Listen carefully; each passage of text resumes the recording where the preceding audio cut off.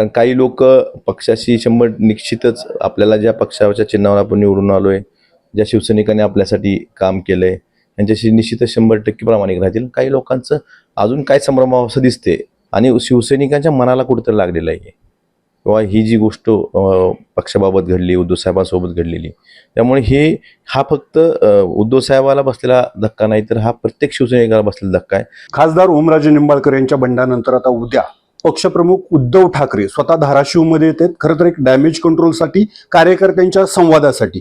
आमदार कैलास पाटील आपल्यासोबत आहेत. किती बंडाचा फटका आहे? बंडाचा फटका म्हणजे बसतो का काय होतो हे तर काही दिवसात कळेल. फक्त एवढंच सांगतो मी तुम्हाला, धाराशिव जिल्हा याआधी लोक शिवसेना सोडून गेलेली आहेत, पण हा वंदनीय शिवसेना प्रमुख बाळासाहेब ठाकरे यांना मानणारा जिल्हा आहे, मातोश्रीवर प्रेम करणारा हा जिल्हा आहे. आजपर्यंत इतिहास जर बघितला तर नेहमीच मातोश्रीने आशीर्वाद दिलेल्या उमेदवाराला लोकांनी निवडून दिलेला आहे. त्यांच्या पाठीशी हा जिल्हा कायम राहिलेला आहे. त्यामुळं इथून पुढच्या काळातही आता उद्या उद्धवजी ठाकरे साहेब काय मार्गदर्शन करतात, काय संदेश देतात, ह्यासाठी सगळेच उत्सुक आहेत. आणि आपण उद्या आवर्जून त्या ठिकाणी बघितलं पाहिजे की लोक उत्स्फूर्त किती लोक तिथे येतील आणि उद्धव साहेबांना ऐकण्यासाठी, त्यांचे विचार ऐकण्यासाठी उद्या लोक पूर्ण जिल्हाभरातून उत्स्फूर्तपणे त्या ठिकाणी येतील. तुम्ही जिल्हाभरात बैठका घेतल्या. शिवसैनिकाचा, जे काही हाडाचे शिवसैनिक म्हटले जातात, त्यांचा प्रतिसाद कसा आहे? त्यांचं म्हणणं काय आहे? काय संवाद होत होता? शिवसैनिकांचा प्रतिसाद खूप चांगला या ठिकाणी आहे. या बैठकांमधून आपल्या लक्षात आलं की आम्ही अपेक्षित बैठकीला काही ठराविकच लोक आम्ही आमंत्रित केले असताना आम्हाला ती जागा पुरल्या नाहीत. त्यामुळं खूप मोठ्या प्रमाणात शिवसैनिक उत्स्फूर्त स्वतःहून येतोय आणि शिवसैनिकांच्या मनाला कुठेतरी लागलेलं आहे किंवा ही जी गोष्ट पक्षाबाबत घडली, उद्धव साहेबांसोबत घडलेली, त्यामुळे हा फक्त उद्धव साहेबाला बसलेला धक्का नाही, तर हा प्रत्येक शिवसैनिकाला बसलेला धक्का आहे. त्यामुळे त्यातून तो चौताळून उठून या ठिकाणी शिवसैनिक प्रत्येकजण कामाला लागलेला आहे. एकीकडे आता शिवसैनिक कामाला लागला, मात्र काम होत नाही म्हणूनच ओमराजे शिवसेनेत गेले.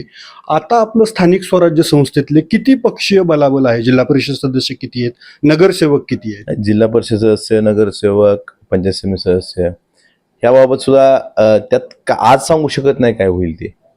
कारण काही लोक पक्षाशी 100 निश्चितच आपल्याला ज्या पक्षाच्या चिन्हावर आपण निवडून आलोय, ज्या शिवसैनिकांनी आपल्यासाठी काम केलंय त्यांच्याशी निश्चितच 100% प्रामाणिक राहतील. काही लोकांचं अजून काय संभ्रमावस्था दिसते, आता जे चाललंय आम्ही जे बघतोय त्यातून काही दिवसात चित्र स्पष्ट होईल. ते ओमराजेंचे जे जवळचे सहकारी आहेत त्यांच्याकडनं खरं तर स्थानिक स्वराज्य संस्थेच्या पदाधिकाऱ्यांना गळाला लावण्याचे प्रयत्न सुरू आहेत. त्यांना फोन जात आहेत. खास करून कळंबचे नगरसेवक असतील, जिल्हा परिषद सदस्य, बैठकालाही हजेरी लावली. यात तेच सांगितलं, काही लोक संभ्रमावस्थेत आमच्याही संपर्कात ती लोक आहेत. काही लोक ती संभ्रमावस्था काही दिवसात स्पष्ट होईल असं मला वाटतंय. मात्र गोवर्धनवाडी इथं जी बैठक झाली त्यावेळेस नगरसेवकांची हजेरी होती आणि सर्वच्या सर्व 7 जिल्हा परिषद सदस्य हजर होते. त्यांच्याशी काही बोलणं झालं? संपर्कात आहेत ती लोक आमच्या, त्यात त्यांचीही संभ्रमावस्था आहे. अजूनही त्यांनी काही निर्णय घेतलेला मला दिसत नाही आणि एवढं पक्षविरोधी भूमिका घेणं कुणालाही सोपं नाही असं मला वाटतंय. मात्र काही नगरसेवकांनी जाहीर भूमिका मांडली की आम्ही नको जा म्हणून सांगायला आलतो, पण आता जा हा आमचा त्यांना सल्ला आहे असंही त्या दिवशी म्हटलं. आता त्यांचा सल्ला आहे मी काय बघितलेला नाही. नको जा म्हणून सांगायला आले, त्यांचा सल्ला काय आहे हे त्यांना तेच विचारू शकतात, काय त्यांची भूमिका काय ते.